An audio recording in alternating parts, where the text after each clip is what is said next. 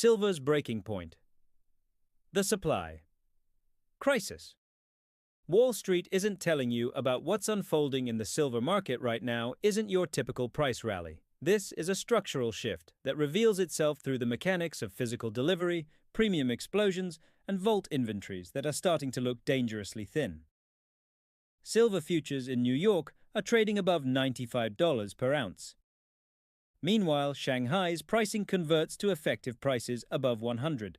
When two major trading hubs price the same metal differently, you're not looking at a pricing discrepancy. You're looking at a supply crisis in slow motion. The real silver story isn't about futures contracts or technical chart patterns.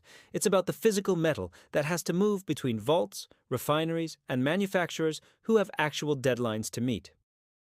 Last fall, London experienced a significant supply strain. The market didn't collapse because emergency metal was pulled from China and the United States to stabilize London's delivery system.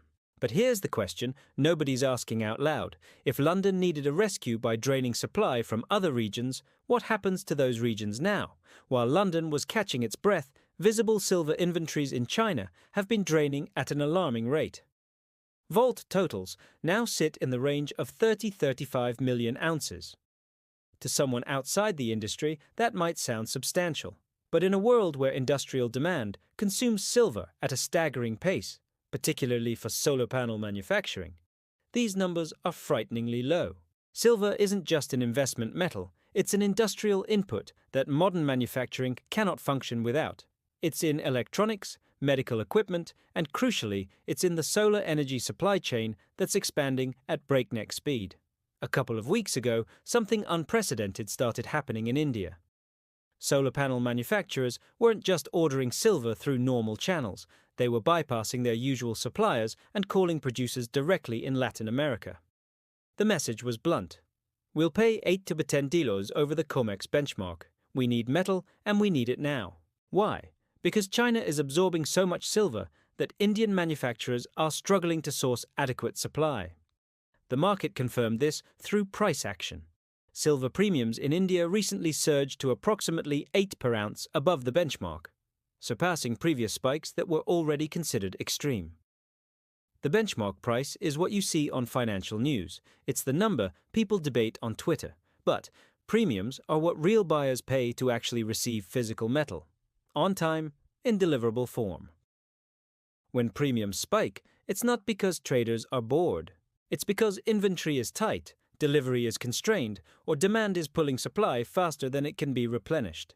An $8 premium isn't noise. It's a stress fracture in the supply system becoming visible. The last time India saw a major premium spike, silver ETFs in the country reportedly had to halt or pause adding new metal because they couldn't source enough physical supply. Shortly after that, London faced its own supply crisis that became impossible to ignore. If New York is high, Shanghai is higher. London has already had a scare. China's visible supply is thinning. And India is paying massive premiums. What happens when one of these hubs faces another shortage event? Industrial demand is driven by necessity and manufacturing timelines, not market sentiment. If you're running a solar panel production line and your silver supply stalls, you don't just lose a little profit. You lose contracts, miss deadlines, and damage your reputation. In industries where supply chain delays can be fatal to your business, manufacturers will pay extreme premiums today to avoid disaster tomorrow. That premium spike isn't just a number on a screen. It's urgency made visible. It's procurement teams desperate to secure supply before their competitors do. When Shanghai effectively prices silver higher than New York, the incentive is for physical metal to flow toward the higher-paying region. But metal doesn't teleport. It has to be sourced, refined, transported, insured, and delivered. Every step introduces friction and time delays. When inventories are healthy, that friction is manageable. When inventories are thin, friction becomes delay, and delay becomes premium explosion. This is why the Indian premium matters so much. It's the market's mechanism for pulling supply faster, even when the supply chain is already stressed. There's a major court decision looming related to the structure and legality of certain Trump-era tariffs. Prediction markets have at times assigned greater than 50% probability that the ruling could go against those tariffs. Whether you support or oppose those policies doesn't matter for this analysis. What matters is what markets do when the rules suddenly look unstable. They run to safety, they hedge, they rush into assets that feel real and tangible. With gold already trading near historic highs and approaching a major psychological milestone, the stage is set for precious metals to benefit from that kind of uncertainty. And when gold trends, silver rarely stays quiet. It tends to move even more violently in percentage terms. Do you think the bigger signal is the futures price in New York or the physical premium spike in India? One is a screen price. The other is what people actually pay when they must have metal. If China's visible inventories keep declining while India's manufacturing demand keeps rising, where do you think the next bottleneck shows up first? London, Shanghai, or India? For years, the paper market could dominate the narrative because physical availability felt abundant enough that shortages were rare, localized, and short-lived. But once physical flow becomes tight in multiple regions simultaneously, the paper market has a harder time convincing anyone that everything is fine. That's when premiums become the truth serum. You can debate a futures chart, you can debate a headline, but you cannot debate a dealer saying pay the extra 80s or you didn't get delivery.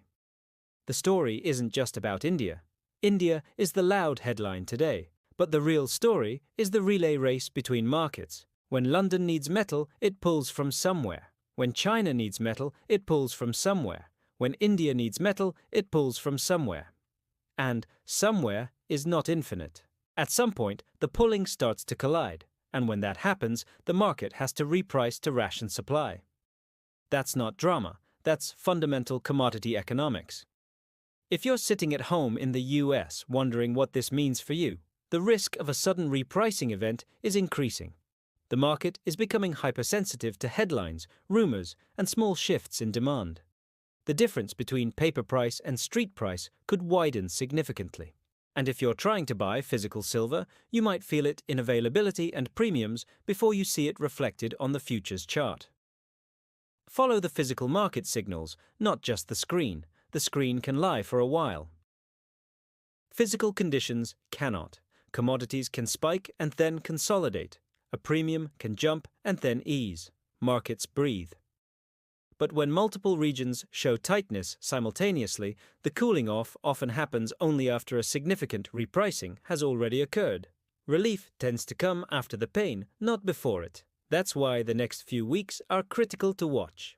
Most people don't pay attention to silver until they feel like they've missed something. They ignore it at 20. They ignore it at 30. They start asking questions at 60. And by the time it's in the 90s, the question isn't, should I learn about silver? It's, how did I not see this coming? That emotional shift creates virality. It creates panic buying, and social media amplifies it exponentially. The market isn't just fighting supply and demand physics, it's fighting psychology. Watch whether Indian premiums stay elevated or fade quickly. Watch whether Shanghai continues holding higher effective prices than New York. Watch whether China's vault inventories stabilize or keep draining. Watch whether London shows any signs of renewed strain. Watch the timing and outcome of that tariff-related court decision. Any one of these could be the catalyst that turns a tight market into a front-page story. When silver gets hot, it moves in ways that feel unfair. It can gap up overnight on weekend headlines. It can blast through resistance levels like they don't exist. And then, just to punish emotional buyers, it can pull back sharply before ripping higher again. Staying calm while others swing between euphoria and panic is crucial. The main point isn't that silver is up. The main point is that silver is stressed. Stress can resolve in two directions. Supply catches up and premiums ease, or price rises enough to ration demand and pull more metal into circulation. But either way, stress means significant movement is coming. If one more region experiences tightness at the same time that court ruling creates market uncertainty, we could see the type of violent move that makes everyone suddenly claim they were bullish all along. The window for being early closes fast. Are you watching the paper price or are you watching the premiums? If you had to guess, where does the next break show up? India, China, or London? The supply chain is fracturing, the premiums are screaming, and the physical market is diverging from the paper price. The question isn't whether something breaks. The question is where it breaks first and whether you'll see it coming.